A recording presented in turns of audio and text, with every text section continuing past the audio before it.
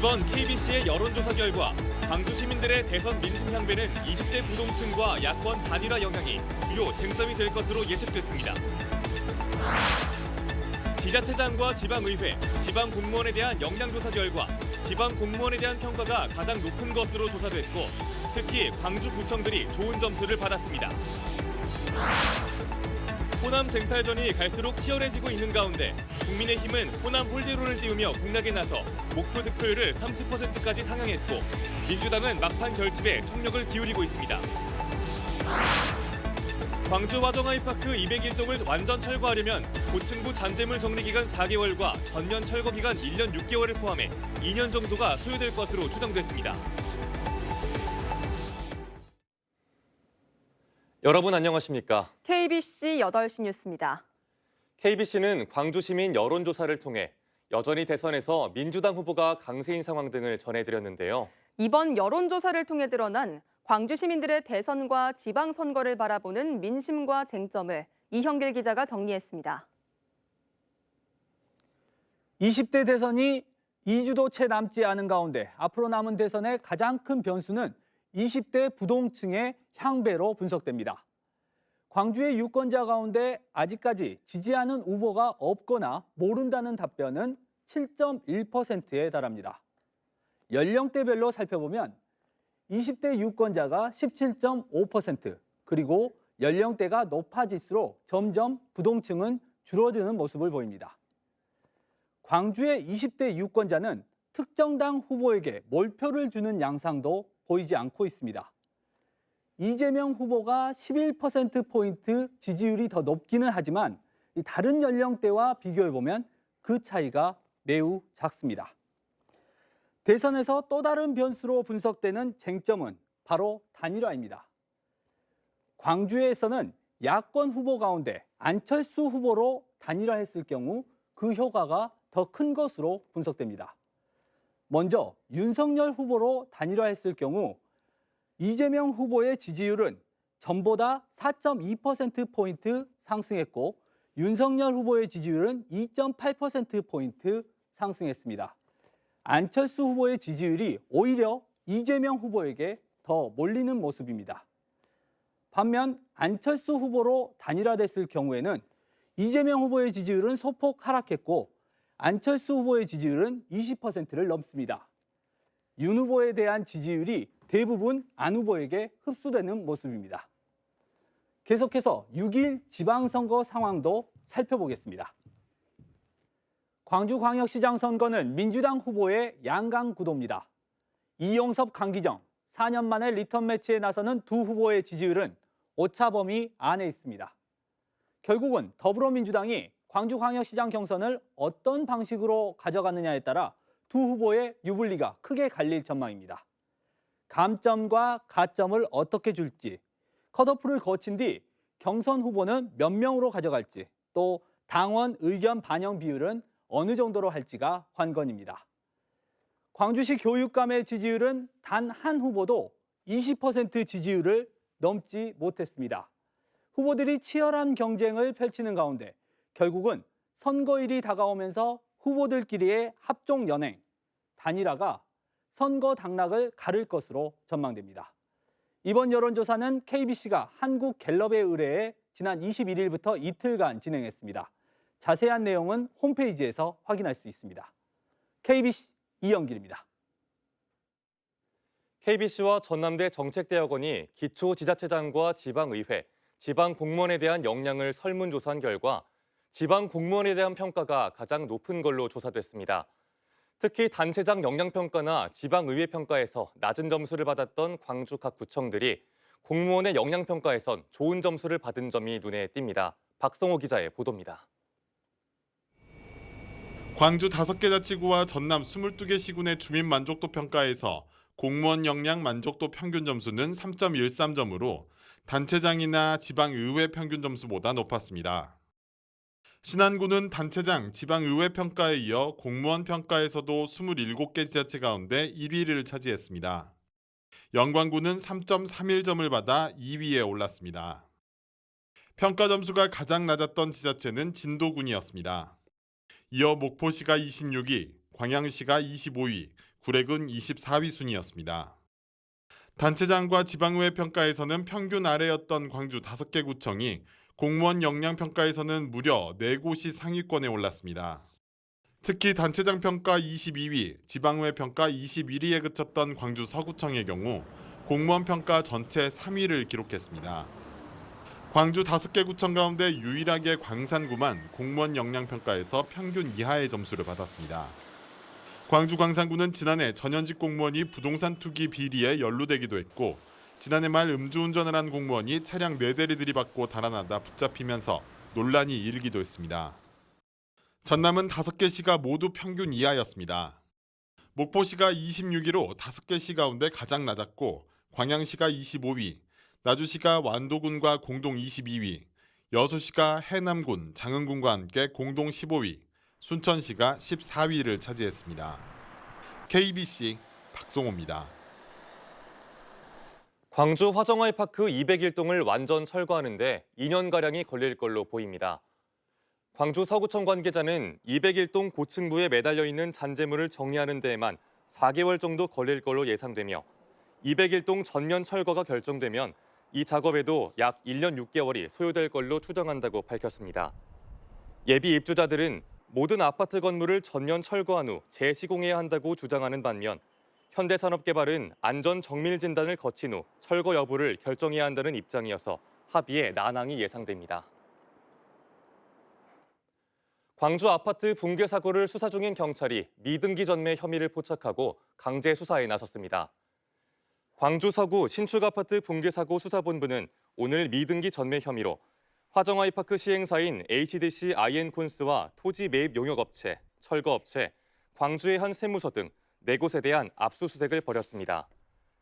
HDC 아이엔콘스는 용역업체를 통해 토지를 매입했음에도 원 소유자와 직접 매매 계약을 맺은 것처럼 등기 절차를 진행한 혐의를 받고 있습니다.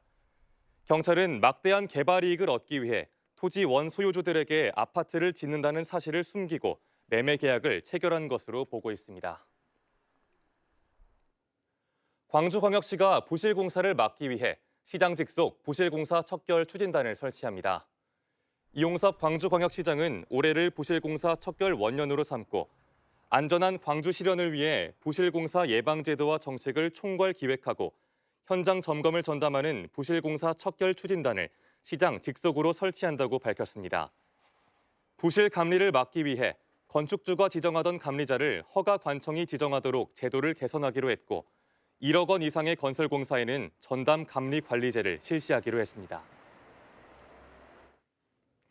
20대 대통령 선거까지 2주도 채 남지 않은 가운데 호남 쟁탈전도 갈수록 치열해지고 있습니다.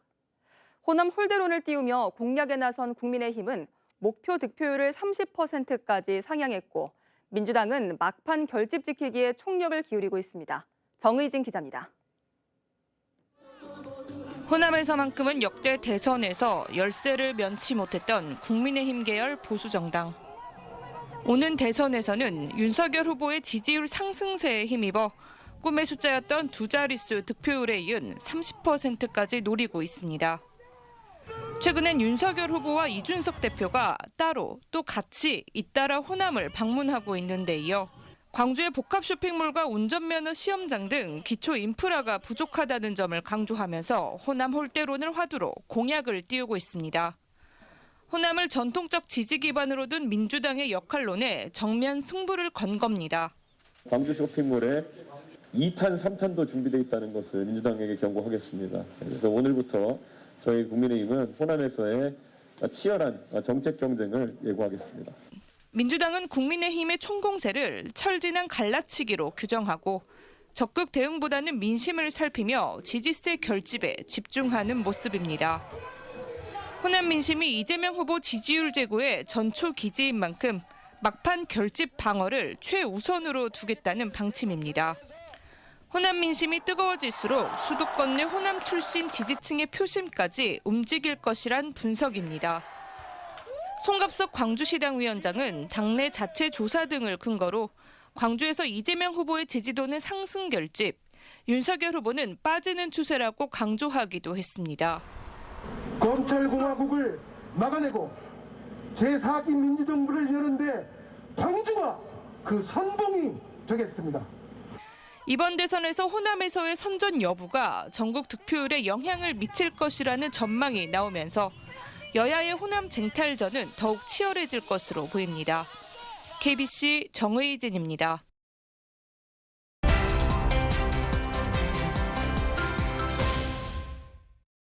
KBC 서울 방송센터에서 전해드리는 여의도 정가 소식입니다.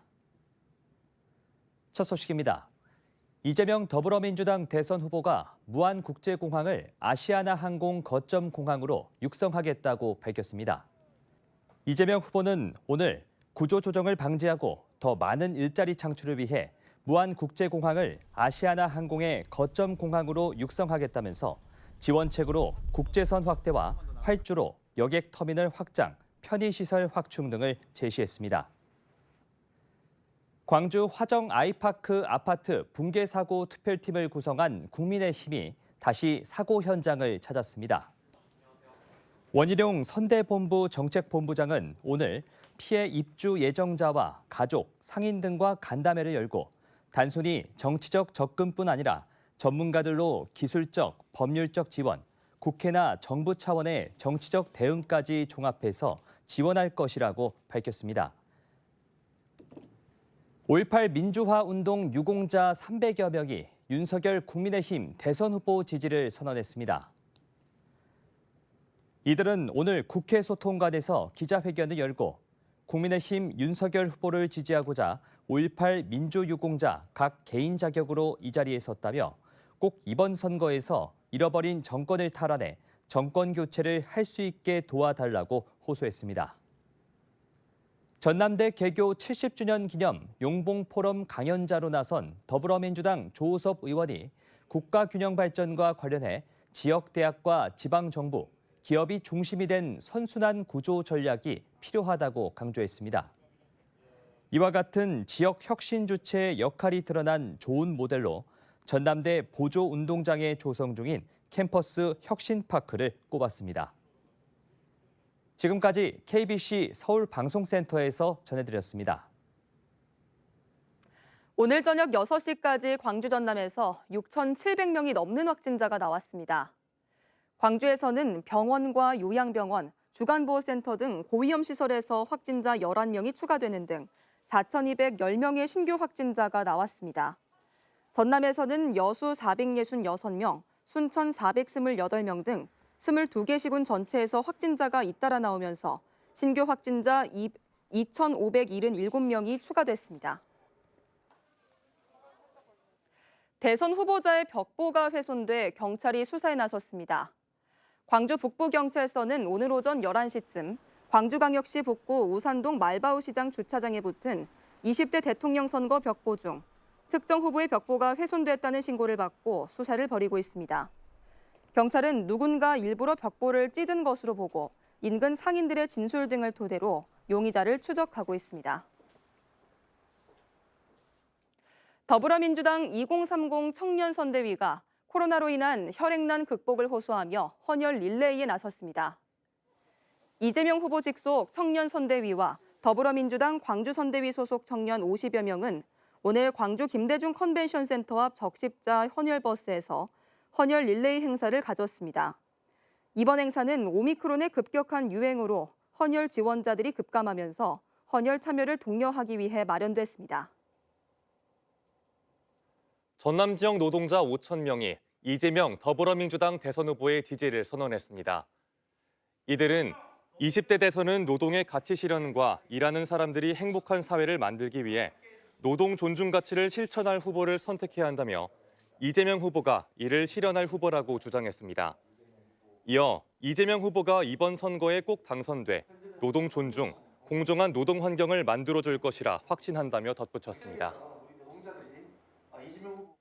이준석 국민의힘 대표가 이틀 만에 다시 광주를 찾아 윤석열 후보 지지 유세에 나섰습니다. 이준석 대표는 오늘 오후 광주 충정로를 찾아 퇴근길에 나선 시민들을 만나며 목표로 잡고 있는 국민의힘 광주 지지율 30%를 통해 정권 교체를 이루어달라고 호소했습니다. 이 대표는 지난 22일에도 광주 운암동에서 시민들을 만나며 복합 쇼핑몰 유치 공약 간담회를 여는 등 연일 호남을 향한 구애를 이어가고 있습니다. 광주 한마음장학재단이 학생 154명에게 장학금을 전달했습니다.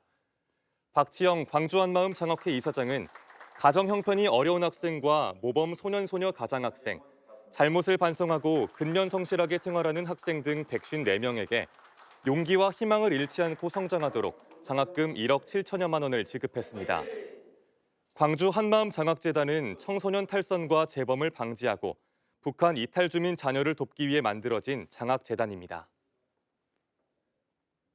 지역 장애인의 건강보건 관리 사업을 담당할 지역 장애인 보건의료센터가 전남대병원에 문을 열었습니다. 이번에 개소한 광주 장애인 의료센터는 장애인 건강보건 관리 사업뿐 아니라 여성장애인 모성보건 사업과 장애인과 가족에 대한 교육 사업 등을 추진할 예정입니다. 이용 대상자는 각 의료기관이나 보건소, 복지시설을 통해 추천을 받은 뒤 센터에서 상담과 평가를 거쳐 관리 대상자를 최종 선정할 예정입니다. 고유가 속의 한전이 지난해 역대 최대인 6조 원 가까운 적자를 냈습니다. 한전은 지난해 60조 5천억 원의 매출액을 올렸지만 석탄과 LNG 등 연료비와 전력 구입비가 전년 대비 10조 원 이상 늘어나는 등 영업비용이 66조 4천억에 달하며 5조 8천억 원의 영업 손실을 기록했습니다.